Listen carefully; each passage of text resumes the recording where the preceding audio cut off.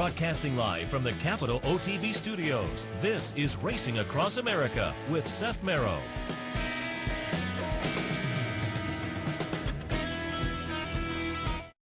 Good morning and welcome to Racing Across America on this Sunday morning. I'm Seth Merrow, in this morning with Sully Crotty. Sully, good morning. Good morning, Seth. How are you? Very good. Thanks also to our friends at Woodbine as we kick off the show. Woodbine, pick, bet, and cheer on great racing north of the border. Always appreciate their sponsorship of this program, some of the other programming and events here at Capital OTB. And it was a nice day at Woodbine yesterday. We'll get into that in a couple of minutes. But as I say, nice stakes there. We're also going to touch on a couple at Belmont and the QE2 down at Keeneland as well. And our stakes recap, we're going to do a little handicapping later on. You took a look at a Woodbine race, a couple of Keeneland races.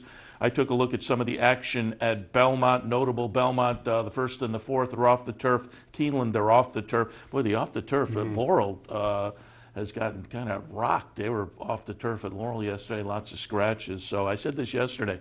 Typically the national data collecting companies will put out the handle. Typically, I think it's every quarter. Maybe now they do it every half year.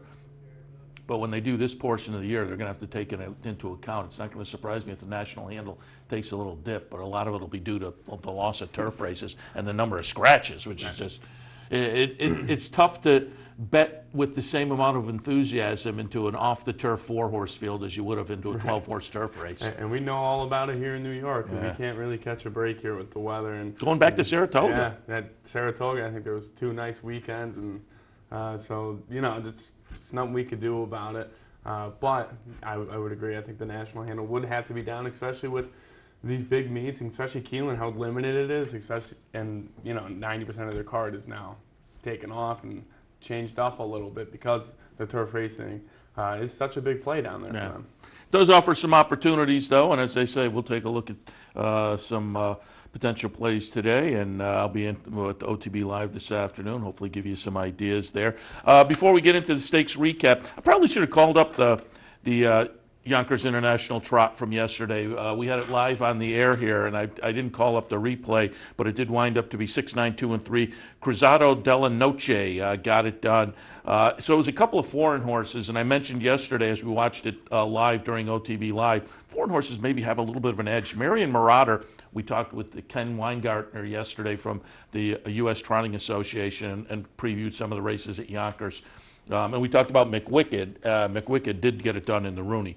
But Marion Marauder got a better trip than we might have anticipated. We said yesterday with Ken, being from the one without any early speed, might get kind of covered up a little bit early and in trouble. Oh, here we go. And Marion Marauder had a good spot all the way around and was on the found the rail early and took the lead early, but it does wind up to be number 6, Cruzado della Noche, getting it done over number 9, Lionel. And as I said yesterday, maybe the foreign horses have a little bit of an edge that we should give them credit for in this race year in and year out. Cruzado della Noche and Lionel both coming out of foreign races most recently at 1 mile 5/16. The International Trot yesterday was 1 1/4 miles. So they're actually cutting back. The U.S. entrants typically here in the United States on the harness side, we race the mile. Well, over there they're going the 1 mile 5/16. So as I say, the 1 1/4 miles for them is a cutback. So they can actually kind of sit outside the way the winner did and make a rushing move on the outside. And they're still probably not covering the same amount of ground that they did in their last race at 1 mile 5/16. So again, maybe it's worth, as we go forward in the International Trot in the future, giving a little extra credit to these foreign horses who have been racing at the longer distances. And, the cutback maybe is potent on the harness side in these kind of situations, as we often find it on the thoroughbred side. But it was Cruzado della Noche with it was a ding-dong battle down the stretch here. It's kind of a fun race. They go past Marion Marauder, who again did get the better trip than we hoped for, but just didn't have it in the lane. But it was a photo finish here at the end with, again, Cruzado della Noche getting it done. It was a fun day at Yonkers. They also had the Rooney again. McWicked won that one, and the Harry Harvey also on the card for $250,000. And I wanted to bring this up because this morning they noted if you played that pick 4 with the Harry Harvey and the International, and then the Floral Park and the Pebbles, the New York pick 4, you get your money back. They have a refund. If you won, they're going to pay off. It's kind of a unique situation, and they're doing right by the bettors.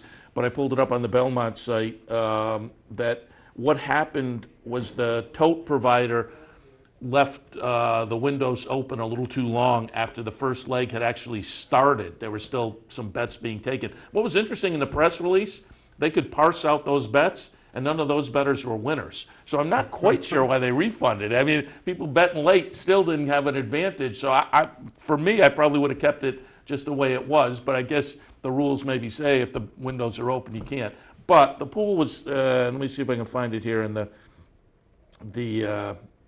press release. I think the pool was about $12,000. Yeah, gross pool was just over $12,000, and the people who had the winning combination each got $1,250 and change. So it looks like, what is that? Maybe 10 less than 10 winning tickets, and less than $10,000 that has to be paid out. So they did right by the people that given the size of the pool, they could dip in and do that, and made it right for the people who had the correct combination. But if you did play that yesterday, keep in mind there is a refund if you weren't a winner on that New York pick 4 yesterday that included the Yonkers races in the Belmont races. All right, let's jump in and take a look at some of the stakes action from yesterday at the various venues. The highlight, obviously, our friends up at Woodbine with a really great day, highlighted by the Canadian International. I liked Focus Group in here for Chad Brown. I also liked Spring Quality. Actually, I had Spring Quality on top. Spring Quality is going to wind up running 5th in here. It's number 6 horse. Focus Group, the 11, makes a nice closing kick to run 3rd, but it's Desert Encounter. I had that one down in the bottom of my mix. Comes over from Europe and gets it done by a chart margin of a length. Thundering Blue, another European, Ellis Starr had him on yesterday. He liked Thundering Blue. That one runs 2nd. So it is 10, 2, and 11. Desert Encounter, the number 10, as you see, going past Thundering Blue there.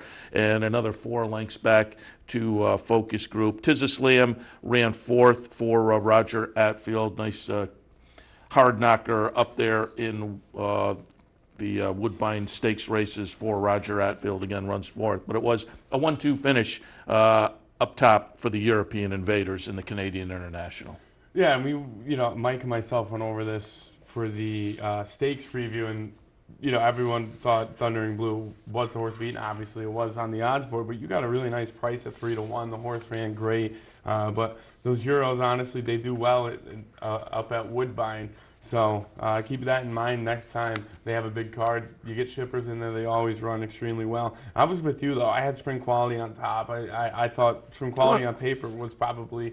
Yeah, I went back to that Manhattan. I thought he might be able to bounce back to that.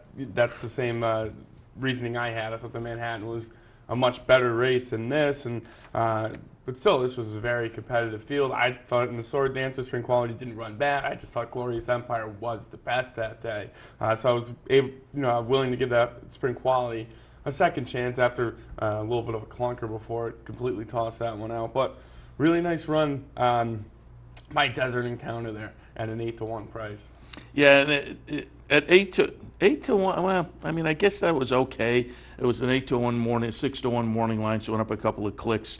I said it as we've talked really the last couple of weeks, maybe with some of these races with horses coming over from Europe. The last couple of years, at least, maybe a little bit longer, I haven't been as keyed into the European turfers as I have in years past, going back a ways. Used to be their second or third string could come over here and have a real edge on ours. I'm not sure that's as true these days. But as you say, this particular race, they tend to do well. I was still not necessarily convinced about the Euros. And Desert Encounter, 1 win this year, and it was in a $47,000 ungraded stakes race at Windsor, 2 starts back. Had started 3 back in the Grade 1 King George and Queen Elizabeth, but was pretty well beaten behind Poet's Word. Poet's Word, one of the better horses over in Europe this year. But, and you would say, well, you know, you finish behind that one, maybe it's still a little bit flattering. Not if you get beat by 25 lengths, though. Right. So, so the 8-1 to me on this horse was maybe a little light for my personal taste. As I say, it was 6-1 on the morning line, and the Euros do pretty well. But I would have had a tough time pulling the trigger. I had, as I say, I had it down in the bottom of my mix, but completely it was in the 4th spot for me. So I wasn't shocked. But again, I made it required a little more value if I was going to jump in on the win end. Yeah, and you know, the horse did have a nice closing kick there, and they were walking up front. They were going pretty slow. Yeah, 25, so, 151, 116, 140 for the mile. Yeah. So it was just an overall, you know, well-deserved win if you could close into those fractions. So, as you said, the Euros, they come to North America, and they do really run well. And sometimes they do have a class edge we just don't know about because we're not as familiar with them here in America. All right, let's take a look at the E.P. Taylor. Did I call that next? I did call that next. So we'll head to that one, the E.P. Taylor Grade 1 event for the Fillies and Mayors up at Woodbine. $500,000, mile and a quarter on the grass. I took a shot with Santa Monica, the Chad horse. Santa Monica, the 2, will run 3rd. Golden Legend, the number 5 horse, will run 2nd. But Chikorika, a horse I had underneath in the 2nd spot, winds up being the winner. The number 4 horse at 6-1. There was some bumping in this one, but Chikorika does get it done over Golden Legend. Again, a couple of Euros coming over here, running 1-2. Nice late run there from both of those to get up for the exacta. What did we have for the exacta in here? Nice $126 exacta. And again, these are the kind of races, and I'm just looking. Arlington Million Day, and a day like this, there are 1, 2, 3, 4, 5 that came in from Europe, and 5 may be too many for me to recommend it, but sometimes you can take a look at these kinds of races, and 5 might have been too many for me to recommend it. It still would have paid off. My point was going to be, sometimes you can look at these and just say, hey, let's box up the Euros and see what happens. And at $126, again, you could have boxed up 5 of them, and you still would have been okay, and it would have been a nice profit if you went that way. As again, they were 6-1 and 10-1. The favorite was the Chad horse, Santa Monica, at 5-2, but that one winds up 3rd. So again, up there in both the Canadian International and E.P. Taylor, Euros get it done. And another thing to point out, these fractions are even slower than they were in the Canadian International. And I like Starship Jubilee because of the performance we saw on Woodbine Mile Day, beating the 2 Chad horses, and the horse was a big price. And I thought I was home free seeing those fractions at the top of the stretch, but got passed by a couple of those Euros. So Starship Jubilee at 8-1 going that slow. I was already thinking I was home halfway through that race when I saw the 52 and 6 pop up. So really nice. Again, the Euros. The Euros come in and run huge in a big spot. And I didn't think Santa Monica ran bad at all. I knew the hype horse going in here for Chad was Polera. And with Rod Ortiz, that horse really didn't show up. And again, probably because those fractions are just a little bit slow there for that horse to close into. And Proctor's Ledge, you know, next time out, I'm not going to know what to do with Proctor's Ledge. The Proctor's Ledge is just very hot and cold as of recent. The horse will run big in big spots, or in spots where the horse should not run big, and then spots where you think the horse might be able to run big and sneak away at a little bit of a price, doesn't really show up. Yeah, those are handicapping puzzles that are puzzles time and time again, and you just horses that sometimes they come out and they're just feeling their oats and they run big, and then sometimes they're not, and there's no rhyme or reason as you look down the page. Sometimes you can, horse for a course, so I have an excuse there, but some of these horses that you can't figure out an excuse. They just add a real unknown to the handicapping puzzle. All right, let's go a little bit earlier on the card than the Arctic Grade 2 event, $250,000, 6 furlongs on the turf. I was happy with this result because I had both the 3 and the 4 in the bottom of my mix. I had it 6, 8, 3, 4, but boxed things up. And Hembry, the number 4, makes a nice late run under Irod Ortiz to get up by just a neck. Yorked in by a nose in a photo with Hemp Hooray. So 4 over the 3 here. They'll both come late. Well, the 4 will come late and catch the 3. 3's out in front at this point. Yorkton, as I say, 9-1 over 6-1. So it was a nice $163 exact there. The horse I put on top, Lady Alexandra, she scratched out of a race in New York. Went off as the 8-5 favorite. She was right out there challenging for the lead through most of the race, but kind of gave it up a little bit later on. She winds up 9th in the field of 11. And then underneath, I used the 8-horse Conquest Panthera. That one wound up 10th. So it was kind of a mixed bag for me. I was 9th and 10th with my top 2, but my bottom 2, 1st and 2nd, and given the odds again, I kind of boxed them up, so I was happy. But it was a nice late run from Hembry. Again, what do we have? 9-1. The morning line on Hembry was 10-1. But as I say, I put it in my mix coming off of what? A win at Kentucky Downs. So again, another one of those Kentucky Downs horses I've been talking about for probably 2 weeks now, coming in at a little bit of a price off a good effort, Kentucky Downs. But good effort or not, the Kentucky Downs horses have to be paid attention to at the various venues as they're moving around, because over the past couple of weeks, they have paid off. Here, Keeneland, some of the other venues as well, but they do it again as Hembry gets it done off a nice optional claiming win at Kentucky Downs back in the middle of September. Yeah, and I'm glad you brought up the Kentucky Downs, because especially this time of year after that Kentucky Downs meet, all those races are very competitive, and they're very, because the purses are so big, yeah. Everyone wants to go there, so you get kind of a stakes-like feel even when it's not a stakes race there. So I'm right there with you on the Kentucky Downs train. Last week we got a Kentucky Downs horse coming in at Keeneland in the feature at 23-1. So absolutely keep an eye on the Kentucky Downs. But what's even more shocking here, this horse paid $20. It was a Rod Ortiz and a Mike Maker horse. So you take that all day long if you are a fan of either one of those. And Irad goes to a lot of places. Obviously we know him here in New York, but he usually picks up a couple wins when he goes to these big cards around the country. I'll toss out something else that I brought up on OTB Live yesterday afternoon, because as I sit in here often, I'll make a few wagers as we're going along the afternoon. And I love these 20-cent increments at Woodbine, because you can jump in and you can have some fun. And you would think at 20 cents you would lose some of your value. And you probably do lose some of your value. But my point is, there is still value to be had, and you can have fun. And I had played a pick 4 going into the last leg, the Nearctic.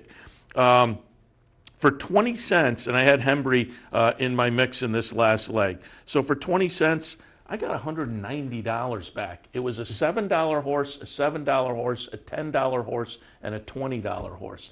I did a 3x3x4x4 ticket at 20 cents. That cost you $28. So at 20 cents, you can get in and have a pretty good size ticket and take some shots and include a $20 horse like Hembry. $28 turns into $190. I keep telling people, that 20-cent increment, don't be scared by that, I don't know whether I'll get paid. It can chalk out, and you can wind up have it not working out as well as you would like. But I think this was a perfect example of that. None of those were crazy. 7, 7, 10, and as you say, Hembry with the logical connections was very playable at $20, and the 20 cents turns into $190. Right, and the pool for that pick 4 was $218,000. So people are playing these 20-cent increment tickets. I know I play them all. I play Woodbine all the time, especially on these big cards, because of the 20 cents. And then if the ticket's manageable enough, you can just repeat it, and then you have it for 40 cents. So that's one way to look at it. And then this weekend, last Friday, we had the bounty bet at Woodbine. So you could take a shot there, and the bounty bet, sometimes if you only want to hit it, we'll pay more than the pool. So I'm with you there. I'm a big fan of the 20-cent increments. Yeah, I should remind people the bounty bet comes back this Friday as well. We'll give you more information on where the wager is and how you can jump in. Really, it's easy to jump in. You play the pick 4 that is the bounty that day, and play it with your Capital OTB Bets account. You're in. But again, we'll remind you as we get closer to Friday. Oh, we should remind people as well, you and I back up at Saratoga Harness on Thursday. Looking forward to that. Absolutely. It's always a good time up there. Don't know what the weather is going to be like yet, but keep our fingers crossed. Absolutely. It's funny. I was up in Maine, made my last Maine trip this week. I was on the beach on Wednesday. I was on the beach on Wednesday, drove past one of those big thermometers that said 86 degrees. Yesterday I was driving in, looked at my car thermometer, it was 44. How did that happen? But it's that time of year in the Northeast. All right, let's shift our attention over to Keeneland. And Sully, I would say of the stakes we're looking at, the 4 at Woodbine, a couple at Belmont, and this QE2 at Keeneland, if you were looking for a horse that you could really hang your hat on and have some confidence, it was likely to be Rushing Fall. The QE2 is age restricted, and you get to this point of the year and you're still restricted to 3-year-old company, and you're talented, you have an edge, and Rushing Fall did. Rushing Fall, the number 8 horse in here.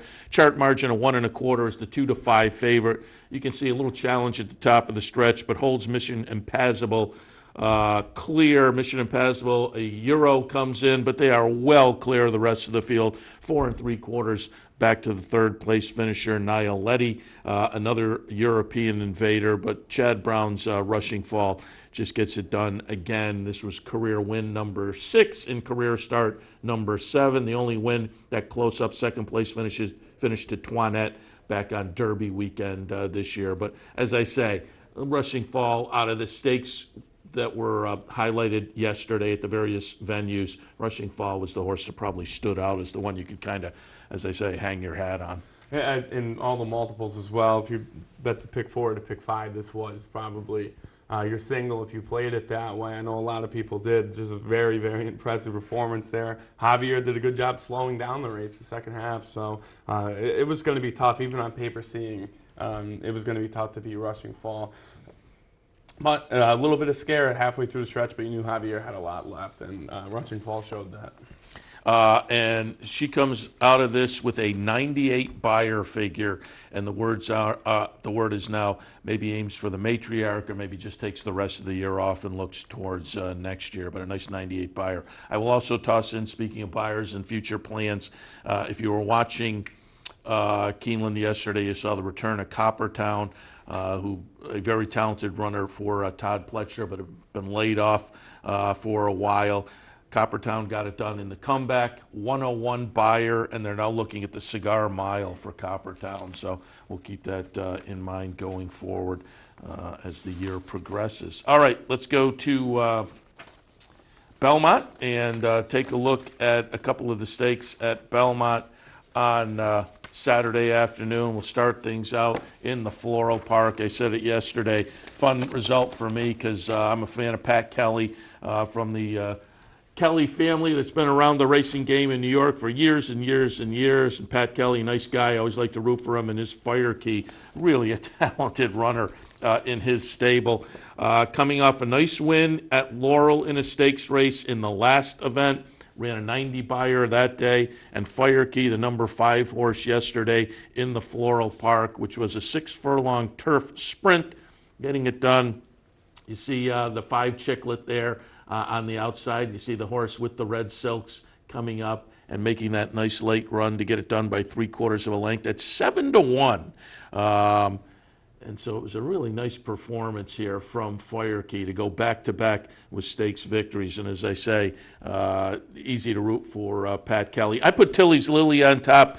She kind of disappoints as the 3 to 5 favorite, running 5th in the field of 6 under Manny Franco. But as I say, I had Tilly's Lily on top. I always like to root for Pat Kelly, though. So Fire Key, a nice win there yesterday in the Floral Park. A very nice win there, and the horse was just made the win more impressive because the horse was wide in that turn. And, you know, all the scratches in this race, I think, really helped out Fire Key because this is a horse that on paper likes to sit right off the pace, and I thought the pace would be a little bit slower if there were more horses in this field. So again, not taking anything away from the connections, just really nice win there. And another horse that you got paid out of, $16 horse. Yeah, absolutely. Finally, let's take a look at the Pebbles. These are the 3-year-old fillies again, this time going a mile on the turf, a couple $100,000 up for grabs, and kind of a theme this morning. Stella de Camelot gets it done as a Euro invader, moving into the barn at Chad Brown for the first start over here in the United States. Hadn't been seen since a try in France back in May. I wasn't sure what to do with this horse. As I say, I haven't been as convinced over the past few years about these Euro Invaders. I put Got Stormy on top. That one disappoints, running 7th in the field of 9. It's Andina Del Sur running 2nd and Victorine running 3rd. Victorine was the 8-5 favorite. She's the number 8 horse, but number 2, Stella de Camelot under Eric Cancel. Chad Brown trains, gets it done in the United States debut. So another nice turfing filly in the Chad Brown barn. And the other thing I take out of this race was Eric Cancel is on fire in New York. So keep an eye on him. He's bringing some price horses home. And we were talking about on the stakes preview this weekend. Chad Brown, first-time starters in North America. He's winning, I think, over 30% of those starts. And you got almost a 9-1 price home, almost another $20 horse home for Chad Brown. And when these numbers are just very impressive. So again, I think Eric Cancel, keep an eye on him as the Belmont meet does wind down a little bit. But again, you get Chad Brown, you're getting a very nice price at almost $20. And I was just looking as you're talking to seeing how many times he has combined with Chad Brown, Eric Cancel. 2017, 2018, one time. So he made the most of his second start for Chad Brown. And it's notable also, it was a big day out of town. So a lot of New York jocks up at Woodbine, Javier Castellano on Rushing Fall down at Keeneland. But these are the kind of days where these guys get a chance to make some noise, and he made the most of it. Yeah, he absolutely did. And I was with you there. I liked Got Stormy in that spot, which is a little disappointed there with Tyler Caglione aboard. So, but again, a lot of these guys they run big in these spots with a lot of people out of town, and Cancel took advantage there. You got him out on a Chad Brown horse and really took advantage. All right, we'll take a break. When we come back, we'll preview a little action for the Sunday afternoon. Again, we're going to take a look at some Woodbine action, some Keeneland action, and Belmont as well. All of that right after this. Stay tuned. Pick, bet, and cheer on live racing from Woodbine and Mohawk Park. Thoroughbred and harness action. The wagers are just the beginning. Watch award-winning broadcasts covering both breeds, incredible battles contested over the most unique grass course in North America. Experience the full fields with over 130 thoroughbred and 160 live harness days. Get access to free handicapping material and join the ranks of Woodbine and Mohawk Park players from all over the globe. For more information, visit woodbine.com. Visit Rivers Casino and Resort, the Capital Region's only destination for live table game action and the hottest new slots paying out millions.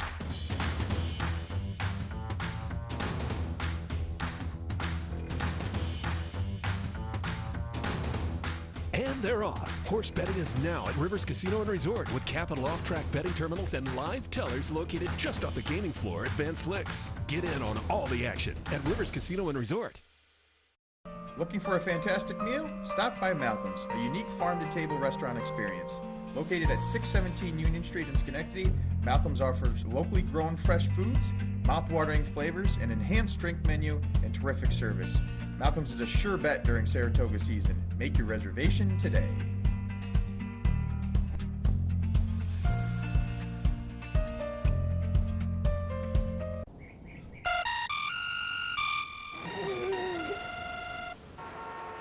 Come on.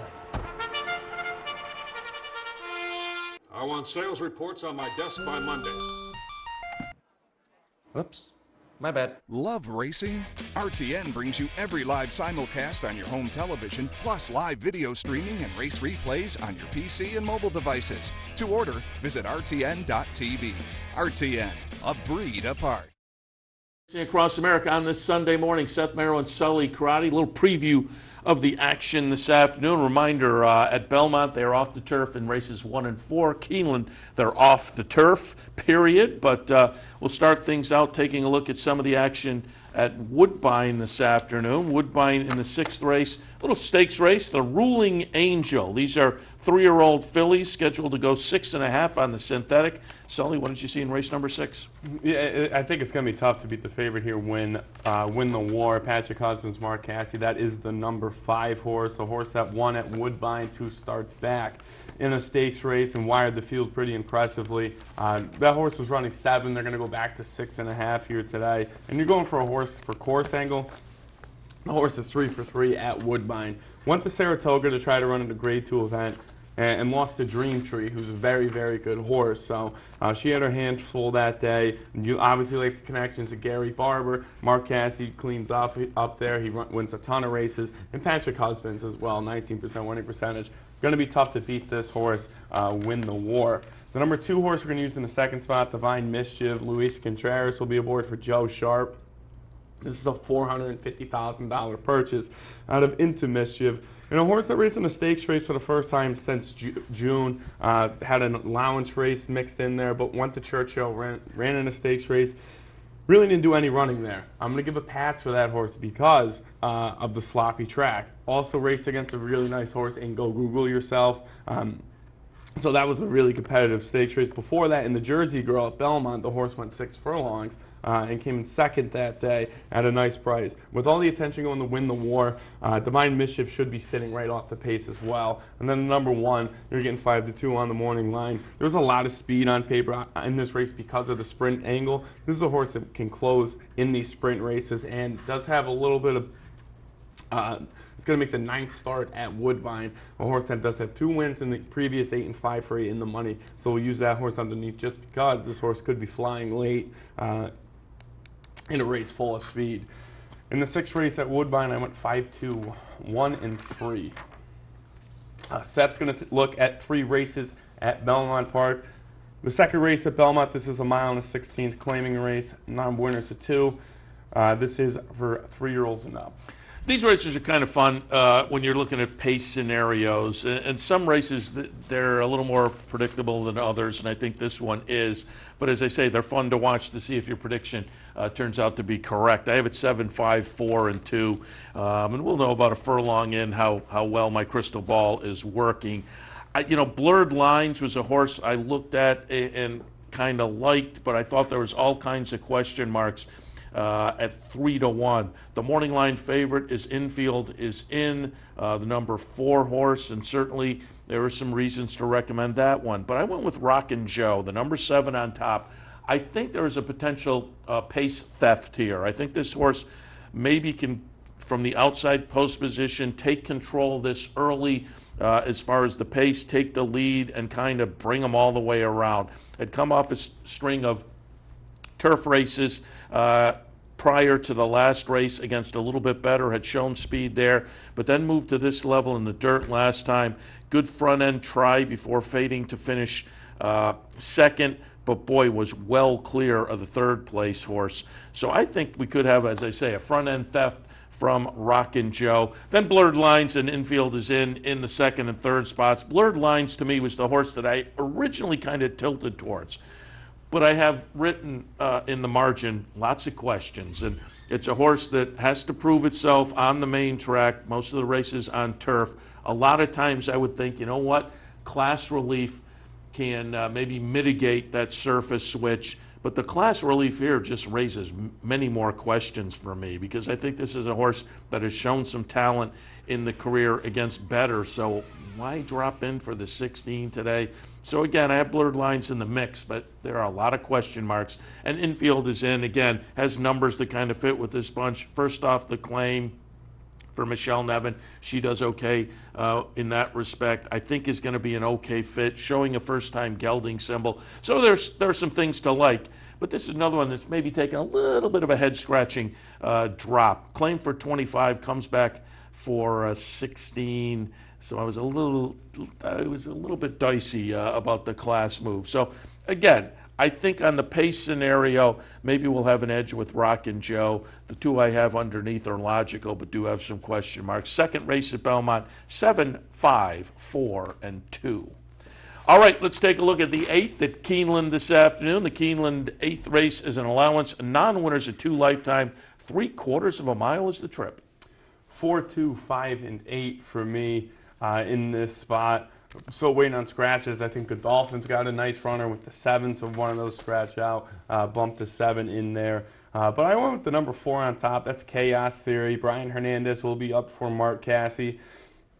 Going out for Stone Street Stables and the $260,000 purchase out of Curlin. This is a horse that's going to be facing winners for the second time. Went from a Fairgrounds maiden breaker to running at Keeneland last spring. And really, I thought ran an okay 4th by a length there. Lost to Shang Royal, who since then has ran in a couple stakes races. So this horse is facing winners for the second time here in the career off a little bit of a layoff in a fantastic bullet workout on October 6th. A 1 out of 121, 46 and 2 out of the gate going 4 furlongs. So Chaos Theory offers a lot of value here at 5 to 1.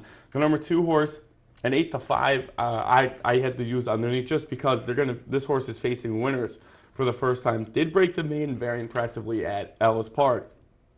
Calvin Burrell in this spot usually is very dangerous, especially at Keeneland when he's racing in these 3 and up type of races on an older horse, and that's what we have here today. A Brad Cox trained horse, and Brad Cox, he's had a nice meet there. He's found the winner's circle a couple of times, but he's ran in the money just under 50% of his starts. This is a $575,000 purchase, and the horse really looked great last time at Ellis. Just a little too short of a price for facing winners from the first time. Then the number 5 horse, we're going to use in the 3rd spot, Steve Asmussen and Ricardo Santana teaming up. Obviously, we know they're a fantastic duo together. This is a horse that should have got it done twice at this level, at the non-winners at 2 level. Now, it was out of town in Indiana. Going to be facing much better, but looked okay at Churchill Downs. I thought for the first time facing winners against a nice horse in Crosswalk. The horse ran an okay 5th that day, took a ton of money after that impressive maiden breaker. Another horse with fantastic works over the Keeneland surface and from out of town, and sprinting numbers for Steve Asmussen just keep improving on a daily basis. He's winning 22% of his sprint races. You're getting a nice price here for share the upside. The number 5 horse, we'll use that horse in the 3rd spot. In the 8th race at Keeneland, I went 4, 2, 5, and 8. Again, if one of them scratch, the number 7 is an interesting play as well. We're going to move on to the 5th race at Belmont Park. This is a maiden claimer. This is for state-bred 2-year-olds going at 6 furlongs. I have it 5, 9, 8, and 7. The number 5 is Get Along. Goes out for Steve Asmussen first time. Yes, it's true is the sire. So a little bit of potency, maybe a little nature and nurture. Asmussen trainee, he can get him ready first time out. Sometimes they're a little better second time out. But this one, they paid $60,000 at auction. They come for $30,000. That's maybe a little bit of a question mark, but to me, that's just potentially just being a little bit realistic, perhaps. But it is Asmussen with a little bit of breeding, and I think class-wise probably okay, although there is the question mark. This isn't one of those that they paid $600,000 for, though, and then going for 30. I think 60 to 30 is, again, maybe just realistic in the situation. Tell you what, in the 2nd spot, by 40 Tails, trained by Linda Rice, similar scenario to the top pick. A little breeding, trainer who can have them ready first time out. Workouts are okay. They don't jump off the page necessarily, but I just don't think you have to jump off the page in a field like this. 3rd spot, Cartean, if I'm coming close to pronouncing that right. There's probably an emphasis on another syllable than where I'm putting it. But by Majestic Warrior from Rudy Rodriguez, like my top 2. I think there's a sire that says this horse might be a little bit precocious. Trainer can have him ready. The workouts underneath are steady, not spectacular, but just indicate maybe he'll fit in with this group. And again, at the 30 maiden level, these are not going to be world beaters. So any of these firsters come out and have any kind of ability, they could be very interesting. The one I would play around with perhaps a little bit is Paid by Parm, by Overanalyzed. There's a sire I do think is very, very interesting with first-time runners. This horse also, take a look at the workouts underneath, was working steadily down at Gulfstream until September 23rd, then shows up here at Belmont and has one last workout. They paid $30,000 for this horse at auction. They come back for $30,000 in the career debut. I like Overanalyze. They're moving up to New York to face state breds in this spot. Certainly somebody was looking at the condition book because, as I say, nice string of workouts all down at Florida, but they're electing this spot for the debut, and we're getting 15-1 for Paid by Parm. So I would think this horse has the potential to be a little bit interesting in the career debut up here in New York at a little bit of a price as well. So 5th race at Belmont for me, I have it 5, 9, 8, and 7. All right, let's swing back to Keeneland. The Keeneland 9th race on this Sunday afternoon. $50,000 conditional claimers, non-winners of 2 lifetime the condition, 8.5 furlongs the trip.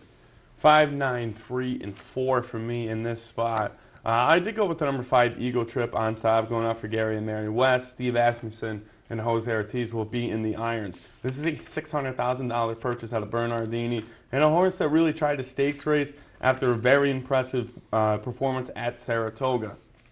The horse was 12 lengths off the lead, showed a nice closing kick against the moderate fractions here. That was on a good surface. They're going to switch this horse back to the dirt, where the horse last time was on the dirt, was in a stakes race as well. Was a little bit overmatched, but did race against a nice horse in High North. The closing kick that we've seen from this horse is a little bit better, and I think the fractions will be a little bit quicker to set up this race for Eagle Trip, because there is some speed here on paper, some horses that like to get to the lead here and set fast fractions. The number 9 horses we're going to use in the second spot. 5-1 on the morning line for Ken McPeak. Ken, he's 1 for 22, but he's been competitive in a lot of his starts here. And this is a horse that I think can make some noise facing winners for the second time. It took 9 starts to get that win, but that was against, that was against some nice horses in the Kentucky circuit. Last time out, I thought it was an okay performance, again, facing those winners for the first time. This horse broke that maiden off really, really slow fractions at Ellis Park, which I think is very encouraging to see from this horse, especially when the pace is going to be faster than what the horse saw 2 starts back. The number 3 horse in the third spot here, Brad Cox. This is a 4-year-old out of Bodemeister, and you get Tyler Gaffalione aboard. This is one of these horses that will be setting the pace, and the horse that has raced against some nice horses in the past. Has raced against Switzerland, 8-Town, Taprit. So this is a horse that has raced against a little bit better and has run big in some of those spots where really it should not have ran big. And then some other times this horse just takes a lot of money and doesn't show up to the track. Last time out, went off as the favorite, switching barns from Chad. This was at Churchill Downs on a firm turf course. This is another horse going back to the dirt, where the horse did run okay. The last start this horse had on the dirt was at Keeneland last fall, where the horse did run a very nice second place. This is a horse that's 1 for 11 lifetime, but 8 for 11 in the money, and 2 for 2 at Keeneland and at the distance. So 3-1 offers some value here for nice connections, and Tyler Gaffalione is in town. So we'll use that horse in the third spot. This is a pretty competitive race here. I think the 4 as well. You could throw in your mix a horse that's raced against 2 stakes race horses the last 2 starts. Pennsylvania ran in a stakes race, and Kazam Alice just ran in a stakes like optional claimer at Belmont. So we'll give that horse a shot, especially because of that bullet work at Monmouth last posted. So in the 9th race at Keeneland, I went 5, 9, 3, and 4. Moving on to race number 8 at Belmont Park. This is the point of entry. This is a restricted stakes for 3-year-olds and up, going 1.5 miles on the turf course. Yeah, and the restriction is have not won a graded sweepstakes in 2018. I have it 5, 2, 8, and 4. Hello, Don Julio. Just with those triple digits, 2, 3, 4, 5 starts back, kind of jumps off the page. But also won a stake in the last race. It just wasn't a graded stake. So slips in under these restricted conditions, won the Laurel Turf Cup last time. I think Hello, Don Julio has an edge on this bunch. And you know, I don't want to make one of the races I pick be a short-priced horse, but it's the stakes race of the day, so just wanted to give you some thoughts there. So Hello, Don Julio looks logical. Patterson Cross, there's some triple digits underneath. That's going back to last year, but I think the numbers this horse has fired in recent starts are good enough to put that one in the second spot behind Hello, Don Julio. And Just Howard and Tizza Runner are a couple of horses that on best efforts can get up there and be in the mix. So if you're looking around, Just Howard 6-1 on the morning line, Tizza Runner 12 to 1 on the morning line. If you're looking and the prices maybe are in those areas or float up a little bit and you want to play around with some value, the 88 and the 4 looked intriguing as well. But it looks like it goes through Hello Don Julio. Patterson Cross seems like the logical exact to play in here, but 8 and 4 have the opportunity to maybe upset the apple cart a little bit. Belmont's 8th race, the point of entry, I have it 5-2, 8 and 4. All right, we'll take a break. When we come back, our friend Gene Kirschner writes about horse racing for the Buffalo News. And he had a nice column a little bit earlier this week about a friend of his, former executive director of the Racing and Wagering Board, who passed away unexpectedly. So I thought we'd get some thoughts in memory from Gene on that. We'll talk a little bit more horse racing as well with Gene Kirschner right after this. Stay tuned. Funding your Capital OTB bet account is as easy as 1, 2, 3. 1. Easy money. Clearly the fastest and easiest method of depositing funds into your account. Make deposits or withdrawals in just minutes. 2. Green Dot Money Pack. Gives you instant access to your funds. Green Dot Money Packs are available at thousands of retailers nationwide. And 3. MasterCard Visa. Simply click on the link from the funding page, enter your account information, and fund your account. CapitalOTBBet.com. Log on today. As an owner, I love the Breeders' Cup Win and You're In series. To win one of these challenge series is a way that we kind of map out our schedule throughout the year with our horses. If you win one of the challenge races, you have a very good horse. The King George, which is our Win and You're In race, provides the top middle distance horse in Europe. We saw Highland Real running both races. We know when we show up at the Breeders' Cup, we've got the world to beat, not just everybody in the United States. Breeders' Cup Challenge, win, and you're in.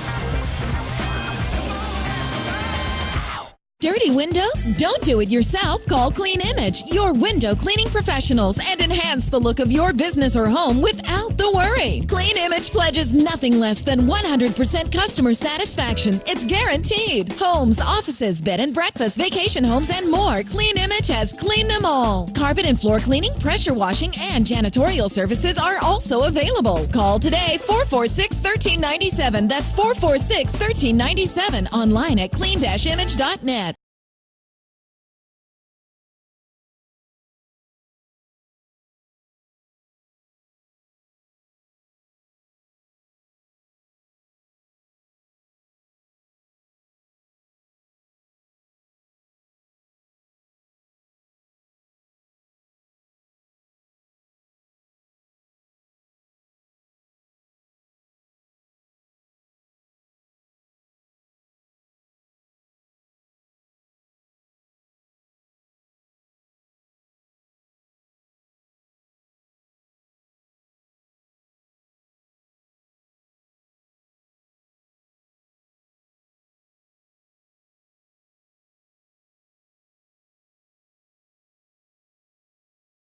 Welcome back to Racing Across America. As promised before the break, joined now by our friend Gene Kirschner from the Buffalo News, and accountant by day, horse racing writer by night, or actually by other parts of the day. Run into Gene a lot at the various venues up here at Saratoga. Saw him a few weeks ago at Woodbine, and he bounces around to some of the other bigger events as well.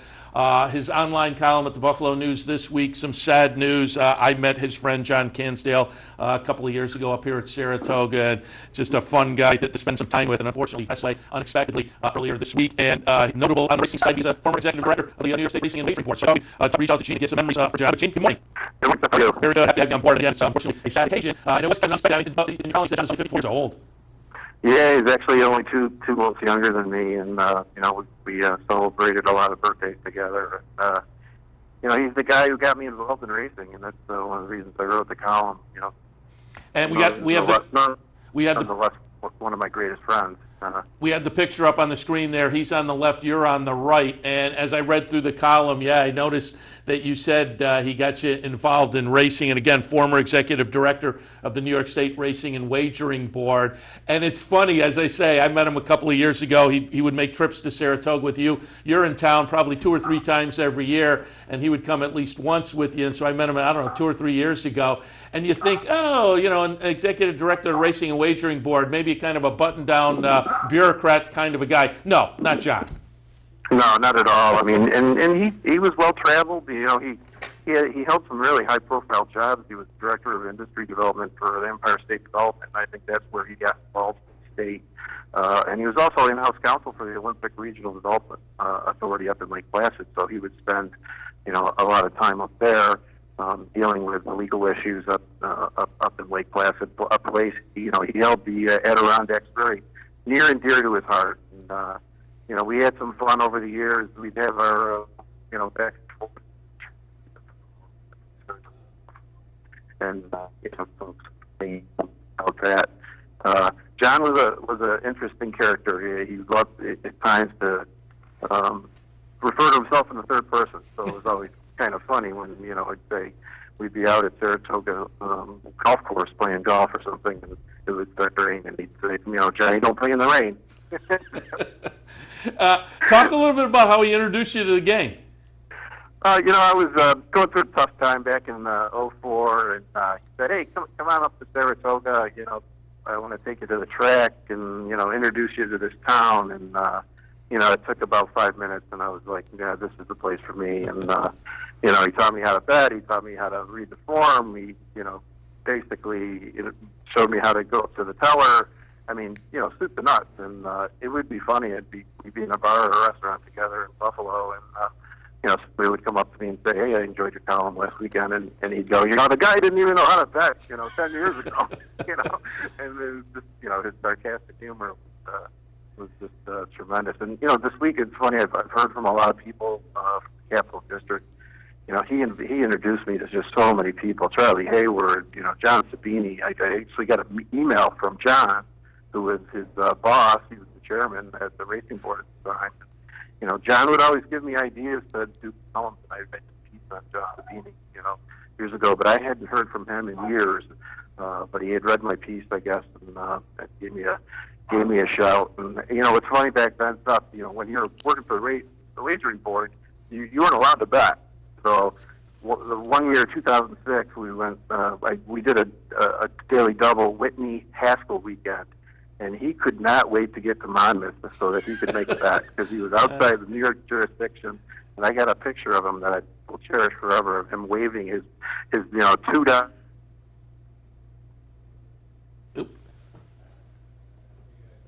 Oh, I think we lost Gene. We'll see if we get him back. We lost him there for a second, so we will reach out and get him back. While we do that, I will note Catholic boy worked this morning. So back on track. I think he had a little bit of a fever, and so there was a little bit of maybe a missed workout about a week or so ago. But reports were good on the workout this morning for Catholic boy, who of course is headed to the Breeders' Cup Classic. And I will note also, because I was pulling up some Twitter looking for some Catholic boy information on the workout, and somebody had posted the Breeders' Cup Classic future pool from Vegas. This is kind of interesting. Accelerate, no surprise there, to 3-2 favorite. Future pool Breeders' Cup Classic. Accelerate 3-2. Catholic boy 9-5. I found that a little bit. That's that is very interesting. 3-1. Catholic boy, the second choice at 9-5 on the Breeders' Cup Classic. His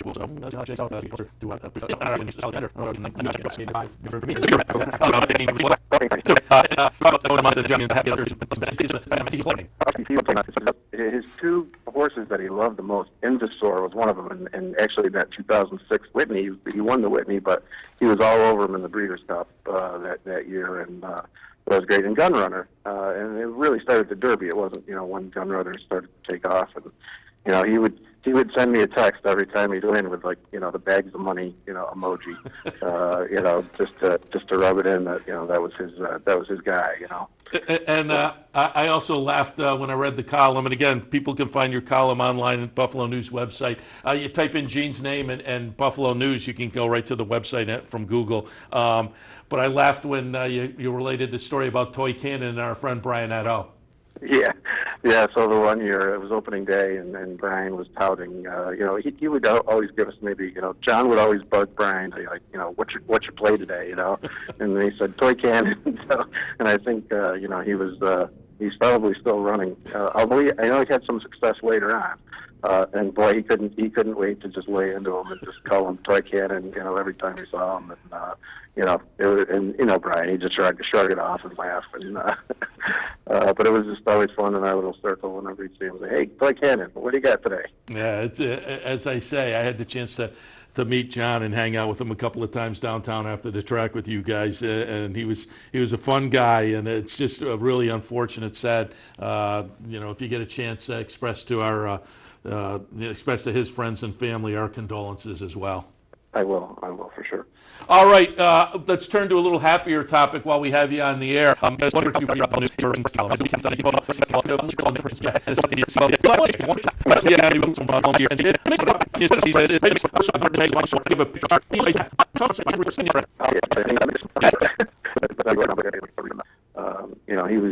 was looking, you know, more the best that day, and you know, Johnny was looking down on it, I'm sure. And again, you make it, you know, this one in December was a month or so ahead. So just to have the winner on top was pretty good. And again, I'm giving you credit because West Coast ran kind of freakishly, but they were well ahead of the other ones. Now, Collected winning the big cap, unfortunately, that didn't work out because Collected in that Pegasus wound up running, what, I think 6th or 7th? Yeah, ran 7th in that Pegasus, and then wasn't seen until a few weeks ago. So unfortunately, Collected didn't make it to the big cap. So that one goes down. But yeah, that's a loser. But the Kentucky Derby winner will come from gates 2 through 6. Again, in December, this is a pretty good prediction. Now, I'll give you partial credit because Justify wins from 7. You said 2 through 6, but Justify wins as the number 7. But Good Magic and Audible run 2nd and 3rd from the 6 and the 5. So I still think pretty good. I'm giving you partial credit there. Not bad. I was right in the mix there, and you know, I probably should throw out gates 1 and 2, to be honest with you. But yeah. Oh well, yeah. And so if you moved and went 3 to 7, you would have been right on it. That's right. Yeah, there you go. But then I did hit the next one coming out of the Santa Anita Derby. Yes, by winning. So I mean, that's full credit right there. Yeah, no, that is absolutely full credit because you had the Derby winner who will come out of the Santa Anita Derby, and again in December, that's a pretty good prediction. Justify comes out of the Santa Anita Derby and gets it done. First Derby win for Asmussen, McLaughlin, or Dallas Stewart. I can't that one I'm going to whiff there because Combatant runs 18th for Asmussen, Entice runs 14th for McLaughlin, and Stewart didn't have a winner. But the Derby winner backs it up in the Preakness. Nailed that one too as Justify wins the Triple Crown.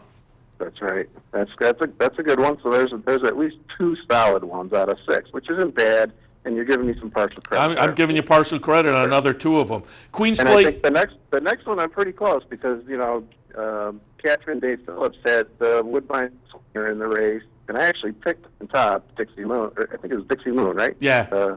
And I thought, you know, the first, well, Josie Carroll's won it a couple times, but I really thought that the female trainers up there were really going to break through again this year. And I can't give you partial credit, but there is a quirk here. You say female trainer win the Queen's Plate, Josie Carroll, Catherine Day Phillips. They didn't do it, but a female won the race, Wonder Godot.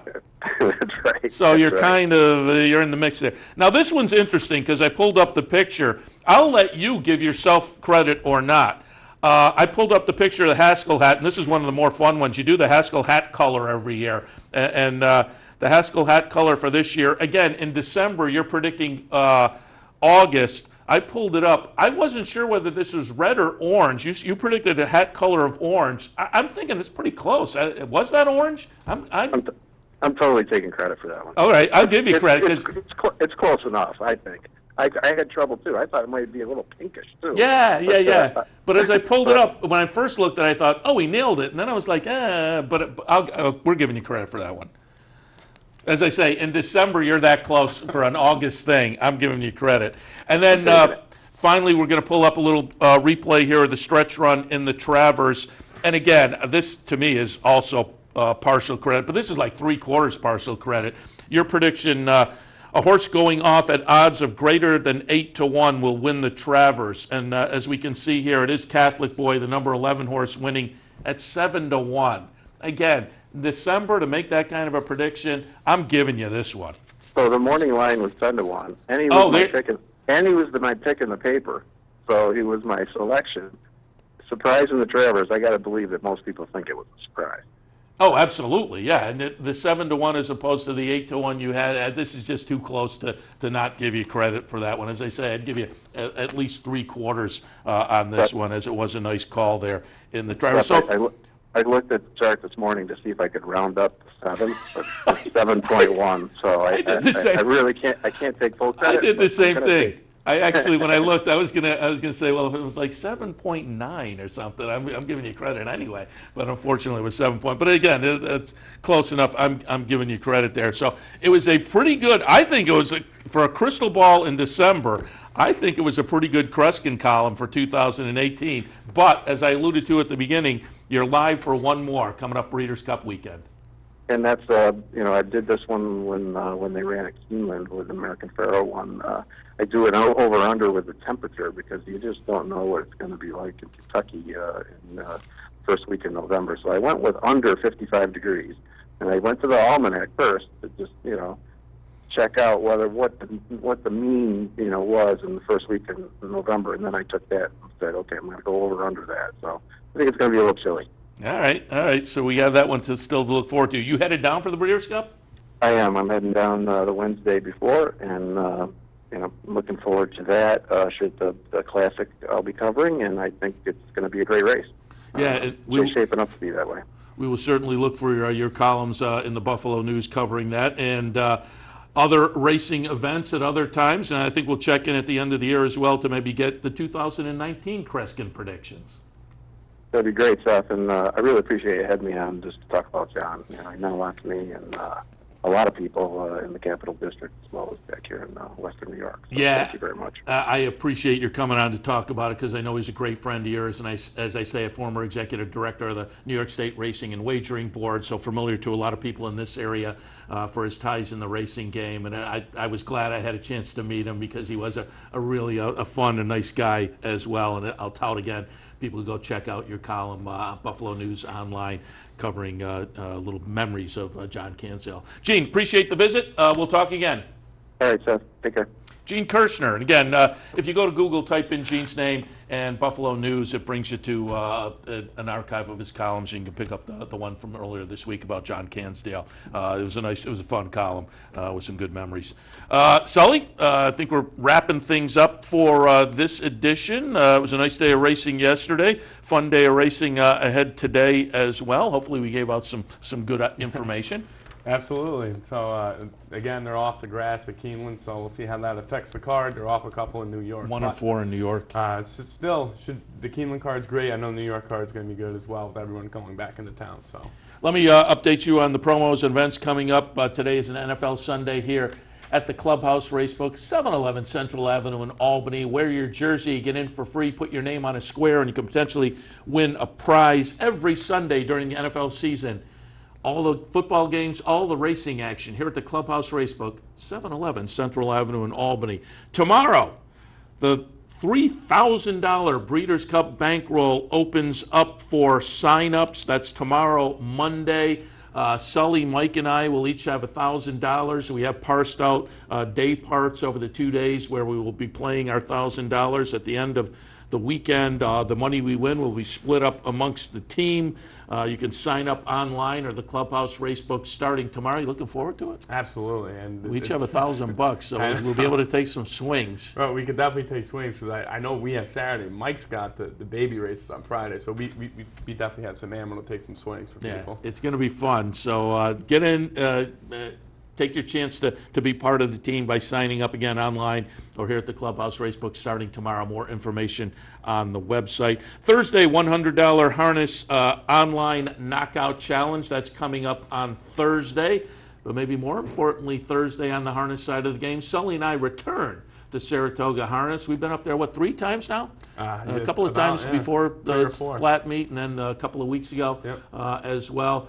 It's always a lot of fun, and they put us in a box seat down in the front of the grandstand area. So stop by on Thursday afternoon. Stop by and say hello. Love to see you. Last time we were up there, had a few people swing by and say hello and sit and shoot the breeze for a while. So we'd love to see you up at Saratoga Harness on Thursday. We will be live if you can't make it with cut-ins throughout the day. Friday, there's a $500 bankroll here at the Clubhouse Racebook. It worked out beautifully this past Friday at Boulevard Bowl as the bankroll team said, send it in, which forced me to kind of come up with a play. In the last race I looked at Keeneland, and it couldn't have worked out any better. Everybody on the team walked away with, I think, $55. They had a free buffet out there, too. So what's better than that? You get some free food, free past performances. You're just showing up to Boulevard Bowl to watch some horse racing, and you walk away with $55. But we'll see how it plays out this Friday here at the Clubhouse Racebook. Hopefully we send people away with big smiles and money as well. Clubhouse Racebook, 711 Central Avenue in Albany. More information on how to sign up online or here at the Racebook at capitalotb.com. As we said earlier, the Bounty Bet returns on Friday as well. We'll give you more information about the Bounty Bet as the week progresses. And coming up next Saturday, a $100 Win-A-Bet contest online. That's next Saturday. Also next Saturday, Fan Appreciation Day, Rivers Casino. That should be fun. Down in Schenectady, which is literally a quarter of a mile away from the Boulevard Bowl where I was on Friday. That's next Saturday, Fan Appreciation Day at our Rivers Casino branch. All right, I think that's everything. It seems like a lot. It was a good show. Recap some of the stakes action from yesterday. Gave you some ideas for today. And again, appreciated the visit from Gene Kirshner, remembering his friend John Cansdale.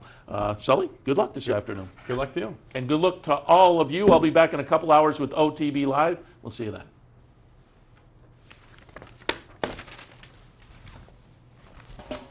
You're watching OTB TV, Could you hear a him? service of Capital Off Track Betting.